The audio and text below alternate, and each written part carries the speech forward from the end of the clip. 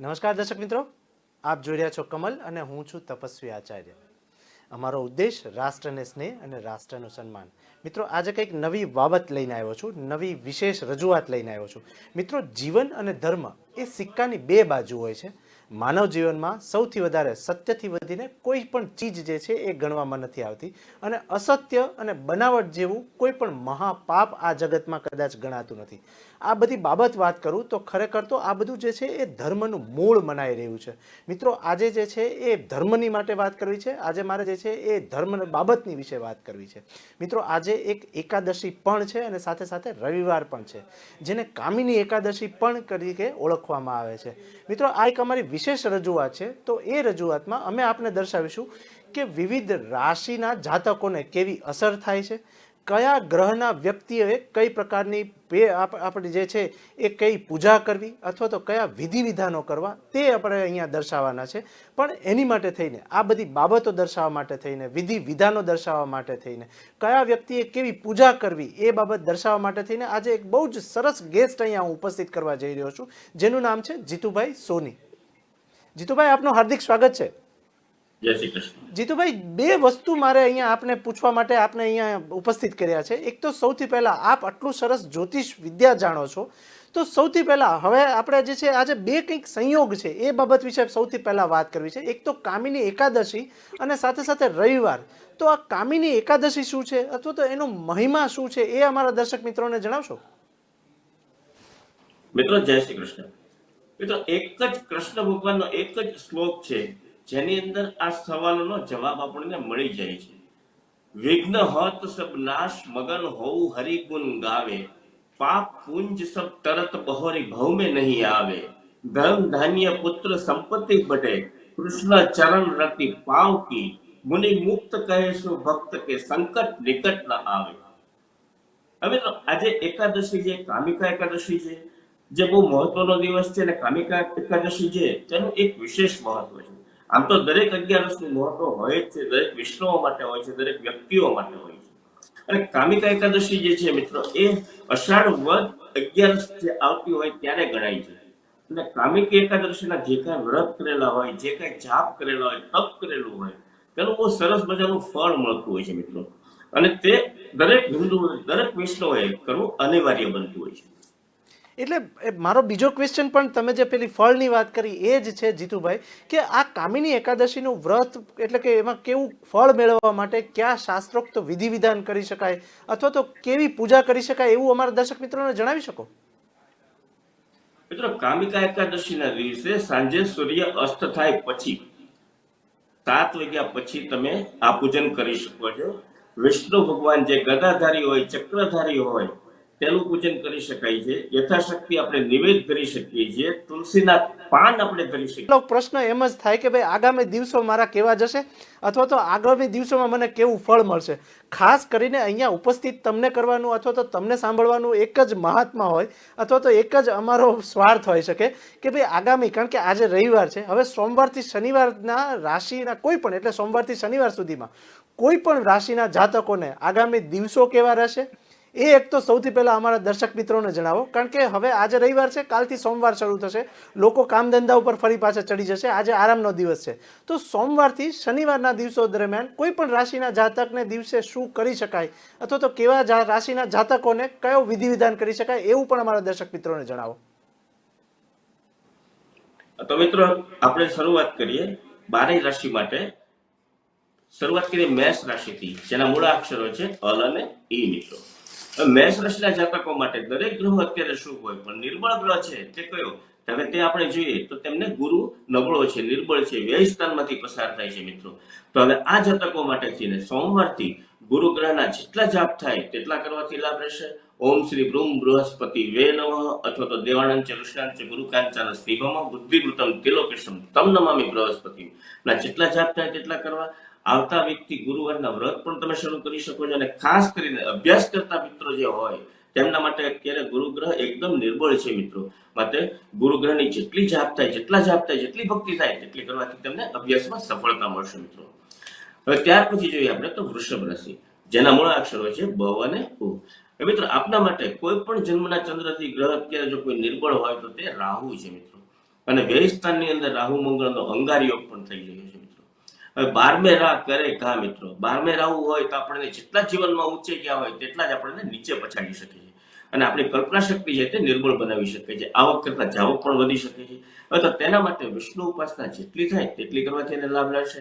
ઓમ નમો ભગવતે વાસુદેવાય નમઃ અથવા તો શ્રી કૃષ્ણ શરણમના જેટલા જાપ થાય તેટલા કરવાથી લાભ રહેશે. અને ખાસ કરીને અભ્યાસ કરતા વિદ્યાર્થીઓ માટે બુધવારના દિવસે પહેલા મગ જમવા, પછી જે બધું જમવું એ બધું એક જ વખત જમવું અને વિષ્ણુ સહસ્ત્રના 1000 નામ વાંચવાથી લાભ રહેશે. અને ખાસ કરીને હવે જોઈએ તો મિથુન રાશિ. હવે મિથુન રાશિ છે તેમની 2.5 વર્ષની પનોતી લોઢાના પાયે હજી શરૂ છે મિત્રો, અને 17 જાન્યુઆરી 2023 સુધી શરૂ છે. તો ત્યાં સુધી આપણે શું કરી શકીએ? તો શિવ ઉપાસના જેટલી થાય તેટલી કરી શકીએ અને સાથે શનિ ગ્રહના જાપ પણ કરી શકીએ. નીલાંજન સમાવાસમ રવિપુત્રમ યમાગર્જમ છાયામાર્કંડ શંભુતમ તમ નમામિ શનીશ્વરમ. અને ખાસ કરીને અત્યારે આપણે નિરાશામાંથી બહાર આવવું હોય તો શનિવારના વ્રત મૂકવાના નહીં મિત્રો. અને ખાસ કરીને અભ્યાસ કરતા વિદ્યાર્થીઓ માટે શનિ ગ્રહના જેટલા જાપ થાય, જેટલા હનુમાન ચાલીસા થાય તેના જાપ કરવાથી લાભ રહેશે મિત્રો. એક જીતુભાઈ તમે ચોથી રાશિ જણાવો એ પહેલા મારે એક ક્વેશ્ચન પૂછવો છે, કારણ કે તમે અહીંયા એક વર્ડ વાપરો મેમ. આજે તમે બતાડ્યું જીતુભાઈ કે આ શનિ ગ્રહ વિશે સૌથી વધારે ડર લાગતો હોય તો શનિ ગ્રહ વિશે, એવું કેમ? મિત્રો દરેક ગ્રહોને એક સમયની મર્યાદા હોય છે. તેમાં શનિ ગ્રહને 2.5 વર્ષનો સમયગાળો આપવામાં આવે છે મિત્રો. ઓકે. અને ઈ શનિ ગ્રહ જે છે તે 2.5 ગાળાની અંદર આપણને નુકસાન પણ એટલું આપી શકે છે, લાભ પણ એટલું આપી શકે છે. જન્મના ગ્રહો ઉપર આધાર રાખે છે કે જન્મનો શનિ કેટલો બળવાન છે અથવા તો કઈ વિષુવતરીમાં દશા ચાલે છે તેના ઉપર ફળ મળતું હોય. અને છેલ્લે ખાસ કરીએ તો આપણા કર્મો ઉપર ફળ આપતું હોય છે મિત્રો. ઓકે સમજાઈ ગયું. આગળની રાશિ કહો આપ.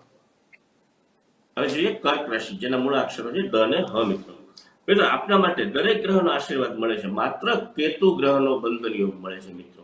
હવે કેતુ ગ્રહ છે જે આપણને નિરાશા અને કાલ્પનિક ભય અથવા તો સુખ શાંતિ આપણને જે મળી છે તેની અંદર અવરોધો ઉભા કરે છે અને ખાસ કરીને આપણને માનસિક રીતે નાસીપાસ કરે છે મિત્રો. તેથી શિવ ઉપાસના કરવી, કુળદેવીની ઉપાસના કરવી, સરસ્વતી માતાજીનું પૂજન કરવું, ઓમ શ્રી સમ સરસ્વતી નમઃ, આના જેટલા જાપ થાય તેટલા વિદ્યાર્થીઓ કરવા અને વડીલો પણ કરી શકે, બહેનો પણ કરી શકે. પણ કેતુ ગ્રહની શાંતિ મેળવવા માટે સરસ્વતીજીની ઉપાસના બહુ જ જરૂરી હોય છે મિત્રો. ત્યાર પછી આપણે જોઈએ તો સિંહ રાશિ મિત્રો, જેના મૂળ અક્ષરો છે જાપ થાય તેટલા કરવાથી લાભ રહેશે. ત્યાર પછી જોઈએ તો કન્યા રાશિ, જેના મૂળ અક્ષરો છે પઠ અને અણ. મિત્રો આપના માટે આયુષ્ય સ્થાનની અંદર રાહુ મહારાજનો બંધન યોગ મળે છે. તે આરોગ્યને લઈને કોઈ પણ ચિંતા આપી શકે છે. નાનું એવું કારણ હોય પણ મોટું સ્વરૂપ મળી શકે છે મિત્રો. તો તેના માટે શ્રાવણ માસમાં શિવ ઉપાસના કરવી, શ્રાવણ માસના વ્રત કરવા, શિવલિંગનું પૂજન કરવું અને ખાસ કરીને રુદ્રીના પાઠ કરવાથી રાહુ ગ્રહના બંધન યોગમાંથી મુક્તિ મળશે મિત્રો. એક જીતુભાઈ તમે જેમ શનિનું સમજાવ્યું એમ અમુક વ્યક્તિઓ જે આપ તો આટલા પ્રખર જ્યોતિષી છો અને તમે દરેક ગ્રહ વિશે આટલું સરસ સમજાવો છો, એક રાહુ એનાથી પણ લોકો ડરતા હોય છે અથવા તો એનાથી પણ લોકો ધ્યાન રાખતા હોય, એ શું છે સાહેબ? મિત્રો ખરેખર શનિ ગ્રહથી ન ડરવું જોઈએ. શનિ ન્યાયનો દેવતા છે, પણ રાહુ ગ્રહથી ખરેખર જરૂર ડરવું જોઈએ. કારણ કે રાહુ અચાનક ઉપાધિ આપે છે, અચાનક બંધન યોગ આપે છે, અચાનક લાભ પણ આપે છે મિત્રો. જ્યારે જન્મના ચંદ્રથી 4, 8 અને 12મા સ્થાનમાંથી રાહુ પસાર થતો હોય ત્યારે તે બહુ અશુભ ફળ આપે છે. પણ જ્યારે 3, 6, 10 અને 11મા સ્થાનમાં રાહુ હોય ત્યારે તે ન ધારેલી સફળતા પણ આપી શકતો હોય છે. ઓકે. એટલે રાહુ નિશ્ચિત પ્રમાણેનું ફળ નથી આપતો મિત્રો. જે કાંઈ આપે છે એ અચાનક આપે છે. એટલે ડરવું હોય તો રાહુથી ડરો. ઓકે, આગળની રાશિ આપ કહેતા હતા. ત્યાર પછી આપણે જોઈએ તો મિત્રો કન્યા રાશિ, જેના મૂળ અક્ષરો છે બ, ધ, ફ, ધ. મિત્રો આપના માટે આયુષ્ય સ્થાનની અંદર રાહુનો મંગળ અંગાર યોગ મળી રહે છે. વાણી વર્તનનું અશુભ ફળ મળી શકે છે. ખાસ કરીને કુટુંબિક પ્રશ્નના વારસાઈ કાર્યો હોય તો તેમાં અડચણો આવી શકે છે મિત્રો. અને ત્યારે ખાસ કરીને આપણા આરોગ્યની અંદર તકલીફ હોય તો શ્રાવણ માસની અંદર શિવલિંગ પૂજા કરી શકાય અને શિવનું પૂજન કરી શકાય, જે પહેલા અગાઉ બતાવી ચૂક્યો છું. ત્યાર પછી જોઈએ તો આપણે તુલા રાશિ, જેના મૂળ અક્ષરો છે ર અને ત મિત્રો. મિત્રો આપના માટે સુખ સ્થાનમાં શનિ ગ્રહનો બંધનીઓ અશુભ ફળ આપી રહ્યો છે અને હજુ તારીખ 17/1/2023 સુધી શનિ ગ્રહની પનોતી શરૂ છે મિત્રો. તો તેના માટે શિવ ઉપાસના કરવી, શનિવારના વ્રત કરવા અને ખાસ કરીને શિવલિંગ ઉપર ભસ્મનો અભિષેક કરવો, પંચામૃતનો અભિષેક કરવો, કાળા તલનો અભિષેક કરવો અને ખાસ કરીને ઓમ શ્રી પ્રામ પ્રેમ પ્રોમ શમ શનીશ્વરાય મંત્ર બોલતા રહેવું અથવા તો ઓમ નમઃ શિવાય મંત્ર બોલતા રહેવું અને અભિષેક કરવો. અને ખાસ કરીને વિદ્યાર્થીઓ માટે શનિ ચાલીસા અથવા તો હનુમાન ચાલીસા જેટલા થાય તેટલા કરવાથી લાભ રહેશે મિત્રો.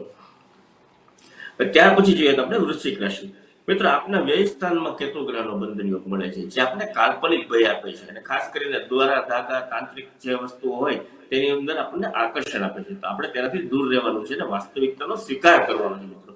થવાનું કઈ જ નથી. કાલ્પનિક ભયનો તમે દુર્ઘા કરી નાખશો અથવા તો તેને નિર્ભેદ કરી નાખશો તો આપણને સફળતા જરૂર મળશે. માત્ર કાલ્પનિક ભય દૂર કરવો જરૂરી બનશે મિત્રો. તો તેના માટે આપણે શું કરવું જોઈએ? શિવ ઉપાસના કરી શકાય, સરસ્વતી માતાજીની ઉપાસના કરી શકાય અથવા તો કુળદેવીની ઉપાસના કરી શકાય, જેથી આપણને માનસિક, આર્થિક અને શારીરિક ત્રણેય રીતના લાભ મળી શકે મિત્રો. ત્યાર પછી આપણે જઈએ તો ધન રાશિ મિત્રો, જેના મૂળાક્ષરો છે ભ, ફ, ધ, ઢ મિત્રો. મિત્રો આપની માટે આપની જ રાશિનો સ્વામી ગુરુ મહારાજ સુખ સ્થાનની અંદર બંધન યોગ આપે છે. હવે આ જે બંધન યોગ છે તે મિલકતના પ્રશ્નો હોય, કુટુંબિક કાર્યો હોય, વારસાઈ કાર્યો હોય તો તેની અંદર આપણને અડચણો આપી શકે છે. અને ખાસ કરીને આ કાર્યની સફળતા માટે શિવ ઉપાસના કરવી, દૂધ, હળદર અને કેસરનો અભિષેક કરવો અને શિવલિંગ પર ખાસ કરીને જ્યારે અભિષેક કરો ત્યારે ઓમ શ્રી ગુરુ બૃહસ્પતિ વે નમઃના જાપ શરૂ રાખવા મિત્રો. અને ખાસ કરીને ઓમ નમઃ શિવાય પણ સાથે બોલી શકાય. અને જે વિદ્યાર્થીઓ છે તેમના માટે ગુરુવારના વ્રત કરવા, જાપ કરવાથી લાભ રહેશે. જીતુભાઈ, એક તમે અહીંયા ફરી પાછો, કારણ કે આ દર્શક મિત્રો સાથે જોડાયેલા છે અને એ લોકોને પણ આપને સાંભળવા ગમે છે. એક તમે વર્ડ વાપર્યો અહીંયા બંધન યોગ, એ શું છે? મિત્રો કોઈ પણ ગ્રહ હોય જન્મના ચંદ્રથી ચોથા સ્થાનની અંદર એટલે કે સુખ સ્થાનની અંદર, આઠમા સ્થાનમાં એટલે કે આયુષ્ય સ્થાનની અંદર અને વ્યય સ્થાન એટલે કે 12મા સ્થાનની અંદર જે આપણી જે કઈ સંપત્તિ હોય, આપણી જે કઈ જીવન હોય તેનો વ્યય ક્યાંય થશે.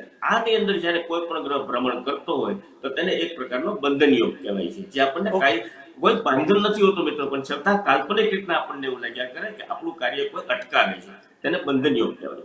ઓકે ઓકે, આગળની રાશિ આપ કહેતા હતા મિત્રો. હવે જે મકર રાશિ, જેના મૂળ અક્ષરો છે ખ અને જ. મિત્રો આપના માટે શનિ ગ્રહની પનોતીનો બીજો તબક્કો અને સાથે રાહુ ગ્રહનો બંધન યોગ. હવે આ તો બહુ કપરી પરિસ્થિતિ નિર્માણ થાય છે મિત્રો. તો તેના માટે આપણે અત્યારે કોઈ પણ કાર્ય હોય તો તેની અંદર ધીરજ ધરવી જરૂરી છે. માત્ર આપણા માનસિક અથવા તો આપણા આત્માને જે માને તે જ કાર્ય કરવું, કોઈના દોરવાઈ જવું નહીં મિત્રો. નહીતર આપણી જે પરિસ્થિતિ છે જે છે તેના કરતા પણ નીચે જઈ શકે છે મિત્રો. અને ખાસ કરીને આપના માટે રાહુનો બંધન યોગ છે તો તે દિવસે શિવ ઉપાસના કરવી, સાથે શનિની પનોતી છે તો હનુમાન ચાલીસા, શિવ ચાલીસા અથવા તો સુંદરકાંડનો પાઠ કરી શકાય. અને ખાસ કરીને અભ્યાસ કરતા વિદ્યાર્થીઓ માટે દર બુધવારે તો ખાસ મિત્રો વિષ્ણુ સહસ્ત્ર 1000 નામ અથવા તો સુંદરકાંડના પાઠ કરવા જરૂરી બનશે મિત્રો.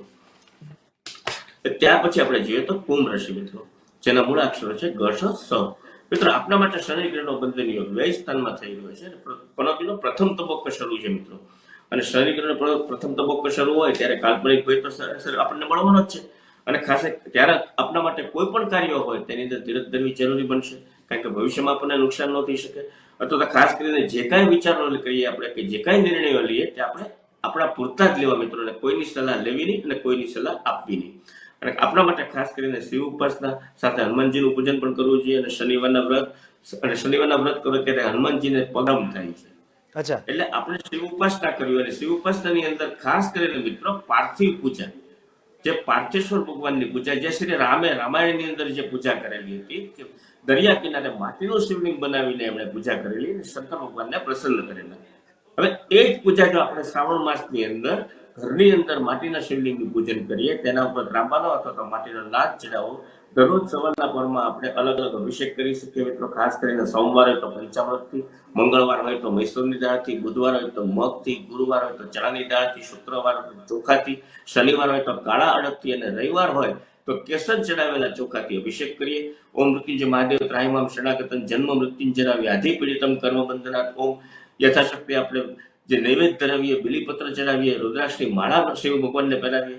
સંપૂર્ણ માસ દરમિયાન મિત્રો શિવ ઉપાસના કરી અને છેલ્લે જ્યારે અમાસ, ભાદરવી અમાસનો દિવસ આવે છે ત્યારે તે શિવલિંગનું વિસર્જન આપણે દરિયાની અંદર કરવાનું, જેથી કરીને કોઈ પણ અશુભ ગ્રહો હોય, કોઈ પણ આપણા અશુભ જે ફળ મળતા હોય, અથવા તો કોઈ પણ શાપિત દોષ હોય, પિતૃ દોષ હોય, કોઈ પણ જાતનો વિષયોગ હોય તો તેની અંદરથી આપણને મુક્તિ મળે છે મિત્રો. તો ખાસ કરીને 28/7/2022 થી શિવ ઉપાસના અથવા તો પાર્થિવ ઉપાસના કરવાથી ઘણા બધા કાર્યોની અંદર જે રીતના આપણને 11 કરવાથી લાભ મળે છે તેટલો જ લાભ પણ આપણને શિવ ઉપાસના કરવાથી પણ મળી શકે છે મિત્રો.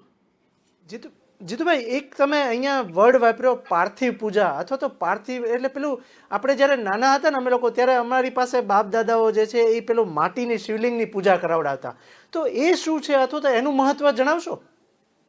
મિત્રો એ ખરેખર ગામડાની અંદર દરરોજ 108 શિવલિંગ બનાવે અને રોજ એનું વિસર્જન કરે. ખરેખર પાર્થિવ પૂજા એને કહેવાય છે.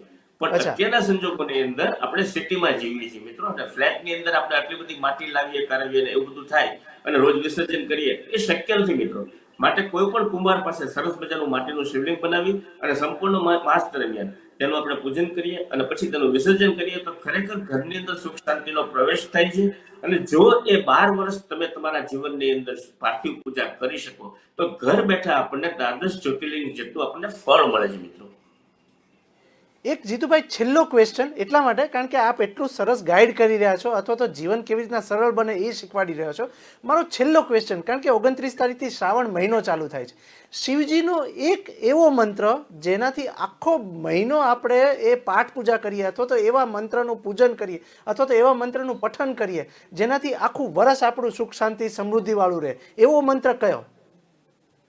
શિવજીનો મહામંત્ર મોટામાં મોટો મંત્ર મિત્રો છે ઓમ મૃત્યુંજય મહાદેવ ત્રાહિમામ શરણાગતમ જન્મ મૃત્યુંજરા વ્યાધિ પીડિતમ કર્મ બંધનાતો. કર્મની કોઈ પણ પીડામાંથી મુક્તિ મેળવવા માટેનો મોટામાં મોટો મંત્ર આ છે મિત્રો. શિવ ઉપાસના કરવાથી આનાથી મોટો કોઈ મંત્ર નથી. અને આટલું બોલતા ન આવડે તો ઓમ નમઃ શિવાયની અંદર બધું જ આવી જાય. બધું આવી ગયું. વાહ જીતુભાઈ, એક તમારી પાસેથી હું અત્યારે કમિટમેન્ટ લઈશ કે જ્યારે જ્યારે અમારી પાસે કોઈ ધર્મનો મુદ્દો હશે અથવા તો ધર્મને સમજવા માટેનો મુદ્દો હશે તો તમારે અમને આટલો જ સમય આપવો પડશે. આપે આટલો સરસ સમજ આપી, આટલો સરસ ટાઈમ આપ્યો સૌથી પહેલાં, અને રાશિ વિશે તમે આટલું સરસ સમજાવ્યું તે બદલ હું આપનો ખૂબ આભાર માનું છું. Thank you Jitubhai, thank you. આભાર આચાર્યભાઈ. તો મિત્રો, આ હતા પ્રખર જ્યોતિષી જીતુભાઈ સોની, જેણે આપણને સમજ આપી કે ધર્મ શું છે અથવા તો આગામી દિવસોમાં શ્રાવણ મહિનો શરૂ થાય છે એટલે કયા વિધિ વિધાન કરવા અથવા તો કયા પાઠનું પઠન કરવું જેનાથી આપણા જીવનમાં સુખ શાંતિ અને સમૃદ્ધિ રહે. મિત્રો, આવી જ કંઈક નવી ડિટેલ સાથે ફરી પાછા મળીશું. મને આપો રજા. જય હિન્દ, જય ભારત.